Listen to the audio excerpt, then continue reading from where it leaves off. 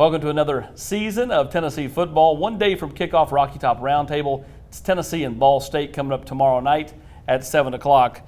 Guys, this is a game Tennessee's heavily favored in, should have a lot of success in. We'll start with the quarterback, Hendon Hooker. That's why there's so much buzz, energy, enthusiasm around Tennessee's football program, a returning quarterback that's established. Yeah, maybe the last time at any level of football somebody won big and didn't have a quarterback who could play. And for Tennessee fans, it's been a long stroll through the desert before you open up a season feeling good about the quarterback position. You have to go back to the last time Josh Dobbs opened up as a starter in 2016. Yep.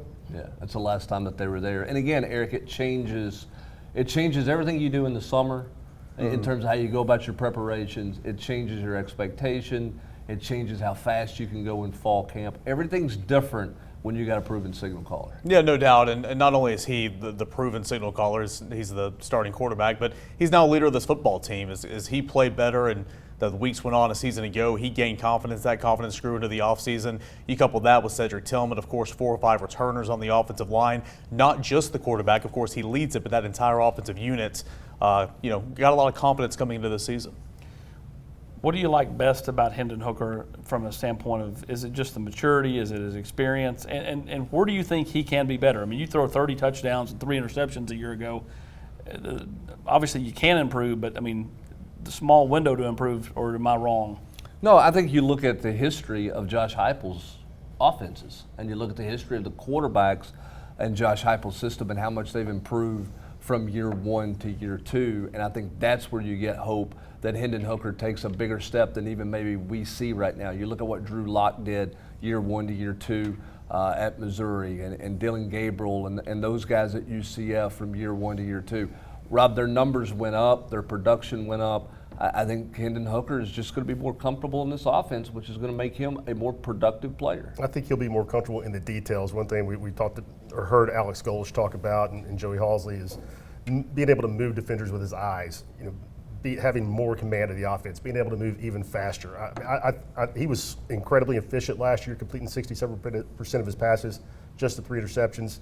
It's hard to say, he's going to be a lot better this year, but history says that he will be. Well, and he's got a nice, steady, reliable target to throw to in Cedric Tillman. And outside of that, we've got to kind of figure it out as the season goes along. Some guys have got to prove themselves, but Tillman returning is one of the best receivers in the conference, if not all of college football.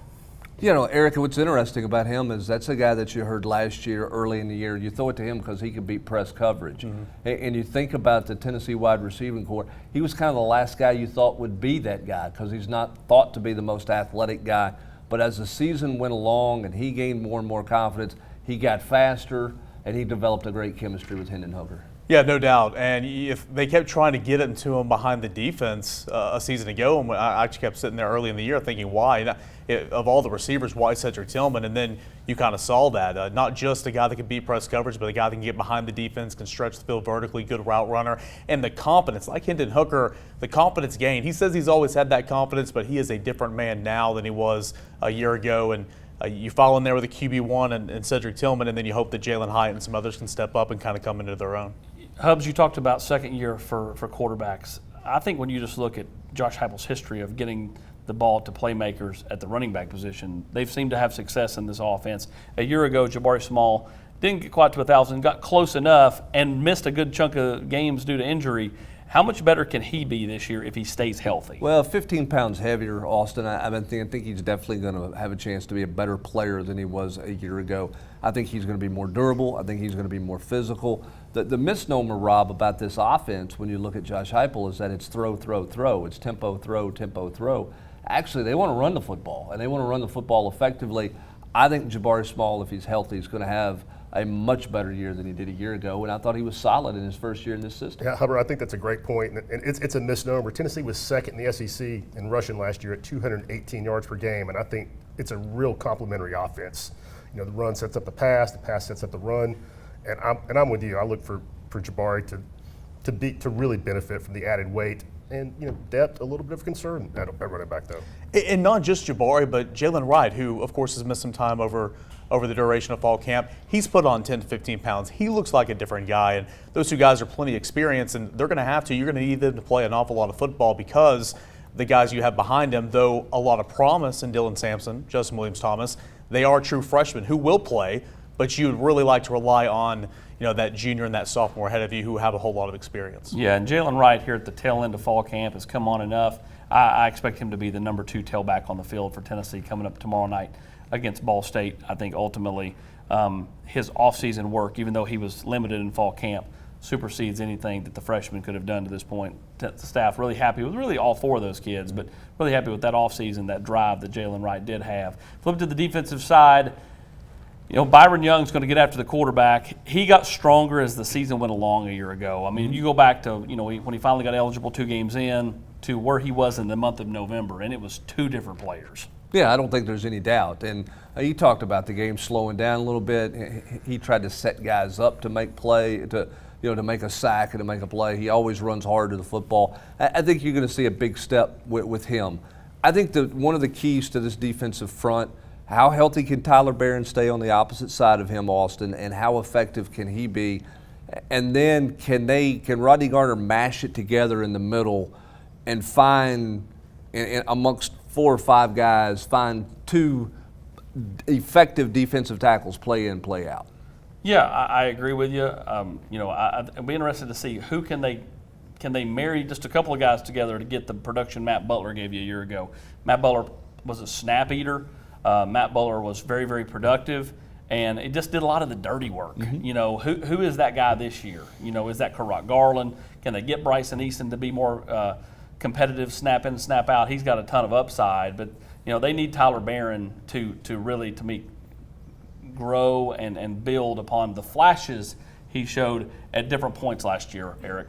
Yeah, I think so too. And that will help if you get some good play from a guy like Omari Thomas, who's played a whole lot of football. And I think, can he take a Matthew Butler type step? Maybe not in terms of playing, snaps, but being kind of that focal point and then kind of playing off him, because the better Byron Young plays, the more it opens up things down the line for a Tyler Barron, for an Omari Thomas, or for a combination of those defensive tackles you're speaking of. Back end, is that do you worry most about the back end? Do you worry most about the defensive interior? Last year it was linebacker. It's not that for me this year. Yeah. To me, it's defensive interior, because I think, Rob, they've got a bunch of bodies in the back end who are good athletes that Willie Martinez, and who have enough experience that Willie Martinez can piece some things together.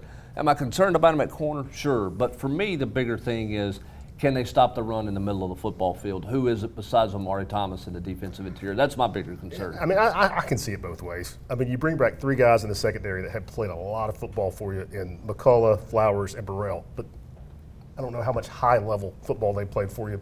But in the middle, Omari Thomas has started some games, but that's, guys have played, Elijah Simmons, DeJoun Terry. I would tend to agree with you, even though the numbers, they were last in the SEC in defending the pass last year in terms of yardage given up. Pretty, decent average against the run, but I'm with you. Just the bodies, the experience they have in the back end probably makes me lean towards thinking the interior is a little bit more of a concern. Remember this too, that back end gets a lot better if Byron Young is harassing the quarterback. Yeah. If Tyler Barron's harassing the quarterback, and don't forget about those 2 newcomers in Joshua Josephs and James Pierce being able to help you on third and obvious passing situations.